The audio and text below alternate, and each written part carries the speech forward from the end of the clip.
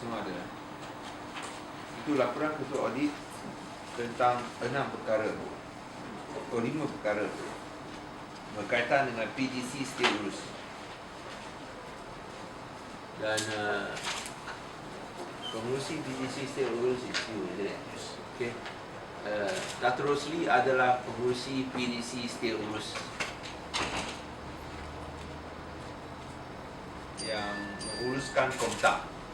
PDC State Urus menguruskan Komtak, dan juga semua flat-flat yang telah dibina oleh PDC.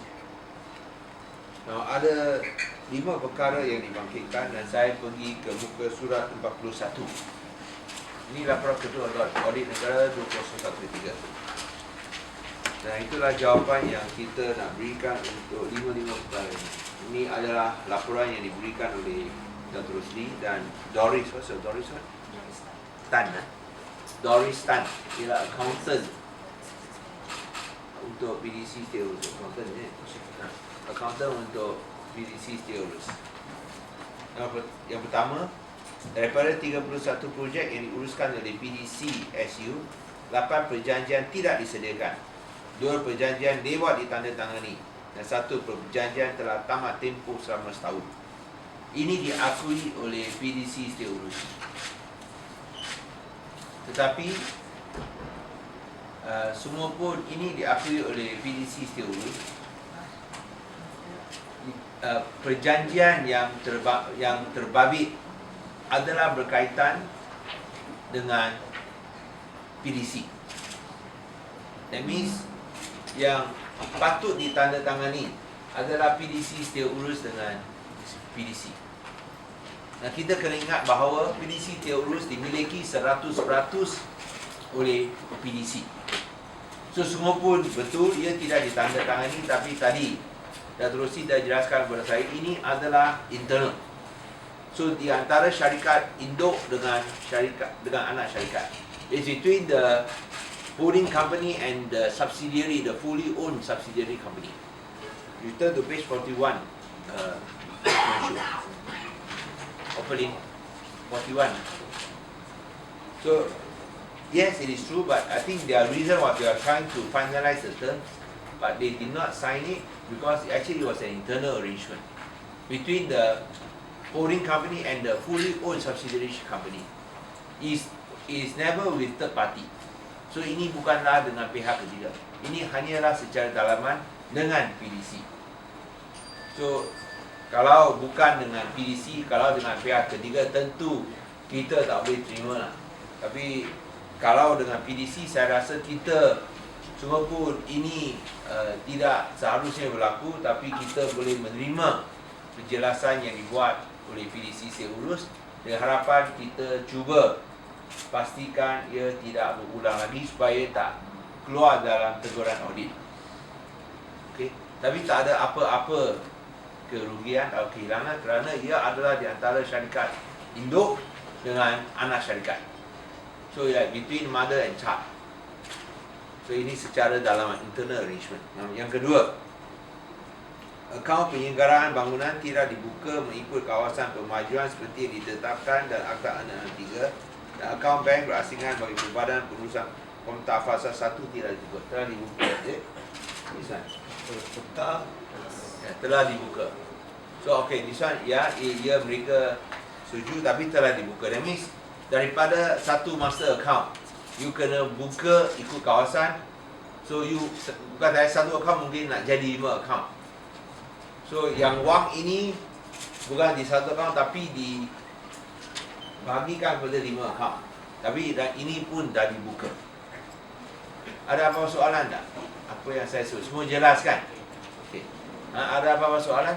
Okay. Yang ketiga, 17 projek yang diuruskan oleh PDC SU mencatatkan kerugian berjumlah 2.74 juta ringgit bagi tempoh 2011 hingga 2013. Ini boleh dianggap sebagai CSR. Mengapa? Kerana service charge yang dikenakan adalah terlalu rendah dan juga banyak yang tidak bayar. Jadi itu about 17 projek yang diuruskan oleh PDC SU sebenarnya adalah projek-projek untuk yang negara dan menaik taraf kawasan-kawasan perumahan.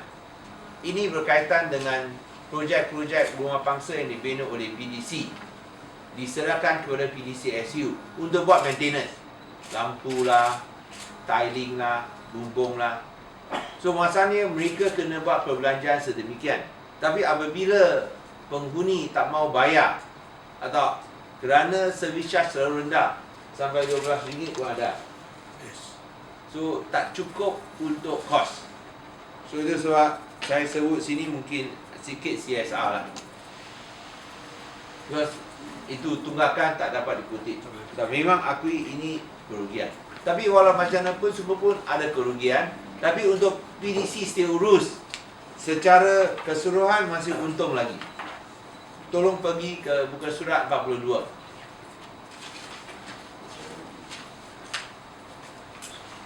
You look at the jadual 4.1.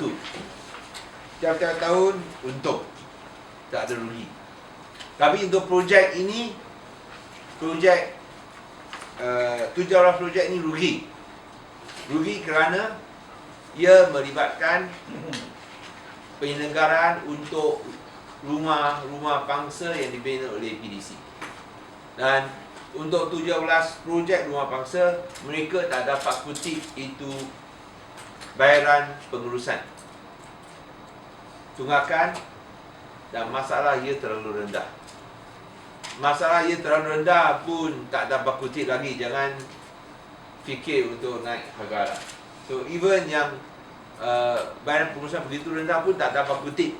So ini jadi satu masalah.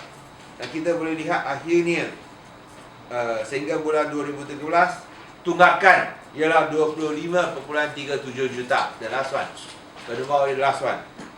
Ini adalah masalah mereka tak bayar. Balik kepada muka surat 41. Dengan yang akhirnya sehingga bulan Disember 2013 tunggakan adalah 25.37 juta. Ini yang saya sebut tadi. Mengapa rugi? Kerana tak dapat kutip bayaran pengurusan. Dan akhirnya penerimaan audit bahawa ada mendapat tanah berlaku di 3 projek perumahan. Ini juga betul. Tapi semua projek ini berlaku sebelum 2008. Siap dibina dengan lebih 20 tahun. Dalam 16 tahun lah, 15 tahun. So lebih 15 tahun. Ini projek sudah lama disiap. Siap sebelum 2008, sudah siap 15 tahun. Tapi kalau ada perbaikan, ada repair, ini kena buat. So itulah penjelasan yang kena dibuat. Dan akhirnya kalau kita pergi ke muka surat 43, kita tengok pendapat audit. Pada pendapat audit, walaupun keuntungan tahun 2012 menurun, namun kedudukan kewangan PDCSU masih berada. Muka surat 43, last page. Pada pendapat audit, the first paragraph, pendengar pertama.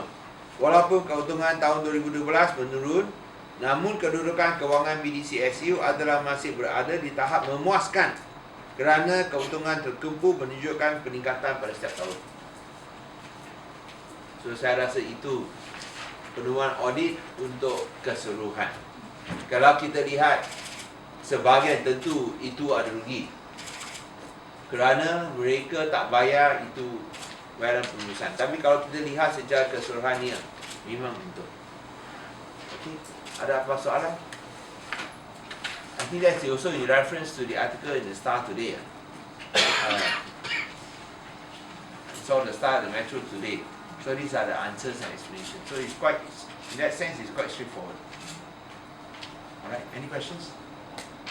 Account penyelenggaraan itu dibuka when After the teguran came out lah. After the teguran came out, it buka. But actually, it's like one account. Then you go into the, you must go and do 5 accounts. It's quite tedious lah, but that's the law you have to follow lah. So I say, even though it is still the same, it's like say 1,000 for one account, you divide to 200, 200, 200, 200. Because you have to separate out according to kawasan. Just like for example, Komta 1, then you look at Rangi Mall 1, Instead of both one under master account, you got to separate. That's the law. Serious, but if it's the law, you got to comply, lah. So I think that is only a technical thing. So now they have complied already. Okay. Any other questions? So you look at the what do you call that? And the reports is straightforward. All right. So thank